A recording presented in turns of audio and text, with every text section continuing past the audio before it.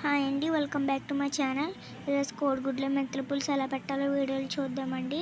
దానికి కావలసిన పదార్థాలు మనం ముందుగా ఉడకపెట్టుకున్న గుడ్లు, కట్ చేసి పెట్టుకున్న ఉల్లిపాయలు, పచ్చిమిరపకాయలు, టమాటాలు, మెంతులు తీసుకుని స్టవ్ మీద గిన్నె పెట్టుకొని పేస్ట్ చేసుకొని మనం ముందుగా తీసుకున్న గుడ్లను దాంట్లో వేసుకొని కలుపుకోవాలి. ఆ తర్వాత మన గుడ్లని దాంట్లో పక్కకు తీసి పెట్టుకోవాలండి.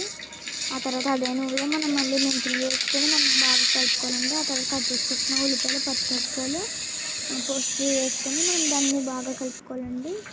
ఆ తర్వాత మనం ముందుగా తీసి పెట్టుకున్న అల్లం వెల్లుల్లి పేస్ట్ని దాంట్లో వేసుకొని మనం దాన్ని బాగా కలుపుకోవాలండి. ఆ తర్వాత మనం కట్ చేసి పెట్టుకున్న టమాటా ముక్కలు దాంట్లో వేసుకోవాలండి. వేసుకొని మనం దాన్ని బాగా కలుపుకోవాలండి. ఆ తర్వాత మనం ముందుగా పక్కకు తీసి పెట్టుకున్న గుడ్డుని దాంట్లో వేసుకొని ఉప్పు, పసుపు, సరిపడా కారాన్ని మనం దాంట్లో వేసుకొని మనం నీళ్ళు వేసుకొని మనం దాన్ని బాగా కలుపుకోవాలండి. ఆ తర్వాత మనం దాన్ని కాసేపు ఉడకనిచ్చుకోవాలండి. ఆ తర్వాత మనం దాన్ని ఒకసారి బాగా కలుపుకొని ఆ తర్వాత మనకి ముందుగా తీసుకున్న చింతపండు రసాన్ని వేసుకోవాలండి.